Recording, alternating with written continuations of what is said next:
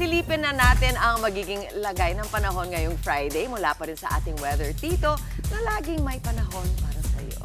Tito Alvin, ano bang weather today at sa darating na weekend?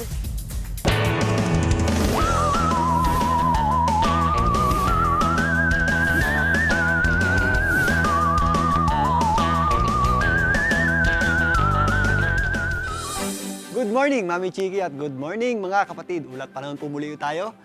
Sa kasalukuyan po, ito pa ring Intertropical Convergence Zone ang nagdadala ng mga posibleng scattered o kalat-kalat na pagulan dito sa malaking bahagi ng Mindanao. Pagpapatuloy yan sa mga susunod na 2 hanggang 3 araw pa. Wala naman tayong low pressure area, pero ito pong mga pagulan na dulot ng ating Intertropical Convergence Zone ay posible pong magdala ng mga flash floods at landslides, particularly dito nga sa areas ng Mindanao. Ito namang easterlies ang patuloy na nagdadala ng mainit at malinsangang panahon sa natitirang bahagi ng ating bansa. Sa susunod na linggo, makakaasa na po tayo ng unti-unting pag-switch o pagpapalit ng ating wind system. Magkakaroon na po tayo ng southwesterly component ng hangin o yung ating pasimula ng hanging habagat. Pero sa ngayon, umaabot pa po yung ating tinatawag na ridge ng high pressure area dito sa ilang bahagi ng Northern Luzon. Kung ang low pressure area ay nagdadala ng maulang panahon, ang ridge ng high pressure area naman ay nagdadala ng relatively clear skies o mas mababa po ang tsansa ng pagulan kapag meron tayong ridge ng high pressure area at nagdadala po ito ng mainit at malinsangang panahon kung saan po ito nakaka-apekto. Dahil po dyan, asahan pa rin po natin ang matataas na heat index, particularly dito sa hilagang bahagi ng Luzon. Posibleng umabot sa hanggang 46 at 44 degrees Celsius yung ating heat index dito po sa area ng Cagayan dahil nga nag-extend dyan yung ating tinatawag na ridge ng high pressure area. Samantalang magiging mainit pa rin po ang panahon natin sa natitirang bahagi ng Luzon. Posibleng maglaro sa 44 degrees Celsius hanggang 45 degrees Celsius yung ating heat index dito sa mga areas ng Ilocos, kasama na po dyan ng Lawag, maging dito sa area ng Pangasinan, kasama na rin po dyan ang malaking bahagi ng Central Luzon.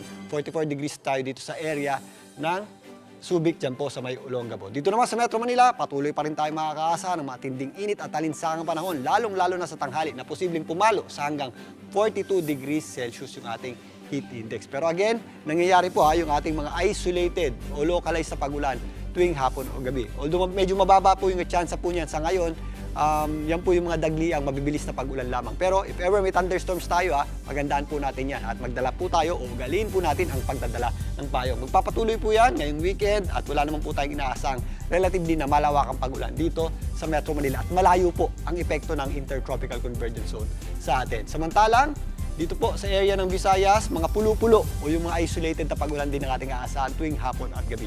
Pero relatively, maliwalas po ang panahon natin sa malaking bahagi ng Visayas. Kasama na po dyan ang Palawan. Nagpapakita naman ng ating araw, pero posible po yung mga localized na pag-ulan. Ito pong mga kulay green or isolated na pag-ulan nga tuwing hapon at gabi. Particularly dito sa mga areas ng Western Visayas, maging dito sa area ng Cebu at Bohol. Dito nga sa Metro Davao, asahan pa rin po natin ang malawakang thunderstorms na dulot ng ating tinatawag na Intertropical Convergence Zone. Magpapatuloy nga yan in the next 2 to 3 days. Kaya again, maganda po tayo sa mga possible effects nito gaya ng mga flash floods at landslides. Kahit nasa city po tayo, nagkakaroon po tayo ng mga biglaang pagbaha, especially sa mga areas na mabababa o low-lying areas. Maliban po sa Davao area, buong Mindanao po ang makakaasa ng mga maulap na panahon at mga posibleng scattered at kalat-kalat na pagulan. Dulot nga ng ating Intertropical Convergence Zone. Kung mapapansin nyo, bandang hapon hanggang gabi, dumadami na po yung ating mga kulay green. Yan po yung ating mga posibleng pagulan at thunderstorms at posibleng nga po yung magpabaha, particularly dito sa areas ng BARMM, Soc-Sargen area at kahapon nga, meron tayong mga naitalang pagbaha dito sa area ng Zamboanga Peninsula. Again, doble ingat po sa mga possible effects sa mga pagulan nito, gaya ng mga flash floods at landslides. At yan po muna ang ating ulat ng panahon ngayong araw ng Biyernes. Happy weekend mga kapatid! Muli, ito po ang inyong weather, Tito Alvin, na laging may panahon para sa iyo. Mga kapatid, Dimples Romana po, kumpletuhin ang inyong umaga ng mga kwentong puno ng inspirasyon.